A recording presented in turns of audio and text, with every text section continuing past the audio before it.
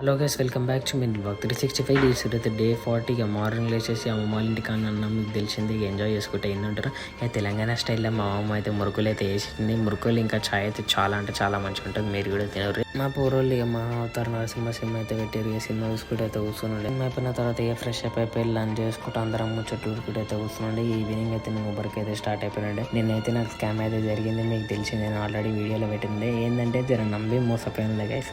మంచిగా నమ్మినుండే వాడు ఇస్తాడేమో అని, ఎందుకంటే కొంతమంది ఇస్తారు కాబట్టి పోయినండి. ఇక గంట సేపు తర్వాత ఆగి ఒక్క రైడ్ కూడా లేకుండే ఇంటికి అయితే వచ్చేస్తుండే. ఏం చేయాలి చెప్పు. ఇక సాయంత్రం మా బిడ్డ అంతనైతే క్యాచెస్ అయితే ఆడుకుంటూ కూర్చుండే. ఏం చేయాలి చెప్పురు గైస్, ఏం చేయబుద్ది అయితే మొత్తం డిప్రెషన్లు ఉన్నా. నేను ఏం అర్థమైతలే, నాకు ఆర్డర్ కూడా ఏం లేవు, పిచ్చి లేస్తుంది.